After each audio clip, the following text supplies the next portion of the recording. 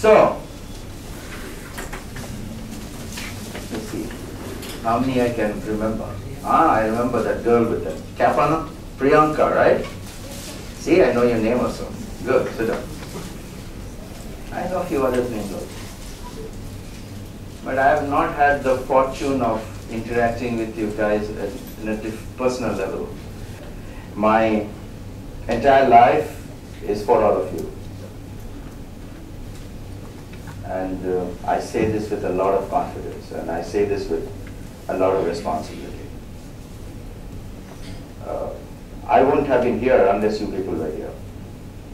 Life would have lost meaning to me. What do? Go to office and sign checks. Doesn't fascinate me. Get salary by not doing anything, doesn't interest me. But now I have here today, including Ahmedabad, close to 800 youngsters who are looking to go ahead in life in their career. And there's so much they need from us. I know they don't listen. I know some of them feel that they are the end all of life. Some of them have a chip on their shoulder thanks to their dad, not themselves, because they haven't done anything yet in their life. All that is true, but such is world. I mean, there are people who come with those chips, and we find them in the floor somewhere by the time they pass out. And that's the healing part which takes place. I mean, as you come into the process, and one of the first things I wrote here, and I'll read it. I mean, this came from my heart, so I can read this. And it sounds, in a way, a negative statement coming from me. I mean, I'm not a negative person at all, but that's how maybe my mindset was when I wrote. I have written here, you have already lost 1 year of your life in this campus to be ready for your life ahead. That year will not come back. If you go back to the first day when you came to this campus and what I told all of you in the first session, that these are the best 2 years of your life. Don't misuse it. You will really, really feel bad later in your life. Now you can't do anything about it. Now you have only a few months left. As far as we are concerned. I'm sure you have a big life ahead of you, but as far as we are concerned, you only have a few months left, and so much you have not done in the last 1 year. If each one of you now recall how you wasted your time last 1 year, how you did things which was silly, how you really had no respect for time, how you did nothing for so many hours, month after month after month, you will somewhere down the line feel very ashamed of yourself. If there is consciousness still living in the youngster's mind. Because that's what is normal. That's not abnormal. But if there is at least 10 people sitting here who have not done that, the results don't show that though.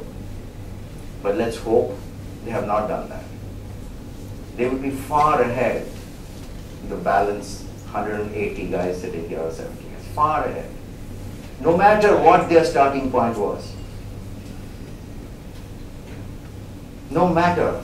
This is, I keep repeating this, and until I die I'll repeat this. This is not a master's program. This is not MSc economics. No. Please. Which is why in this world, India is the only country in the world today where youngsters do MBA at the age of 19 and 20.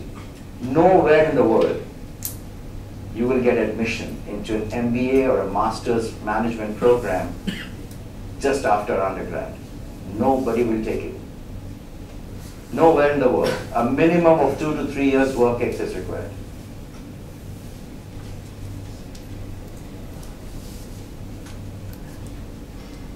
The reason is that from the undergrad, there has to be a cut.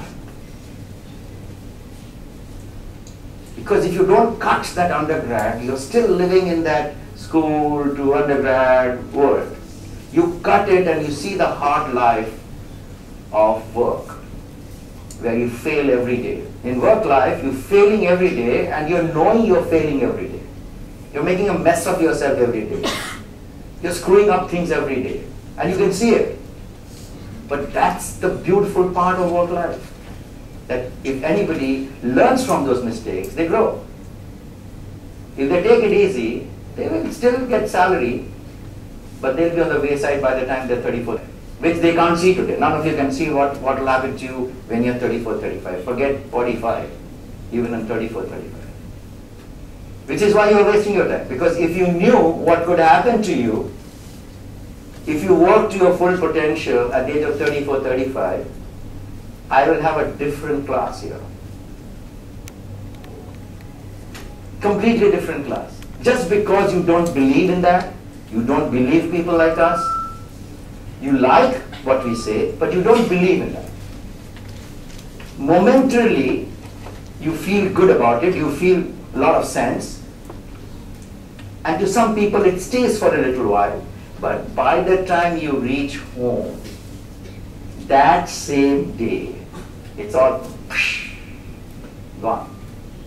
And then we still keep talking about, who got jobs, who didn't get jobs. It's a mockery.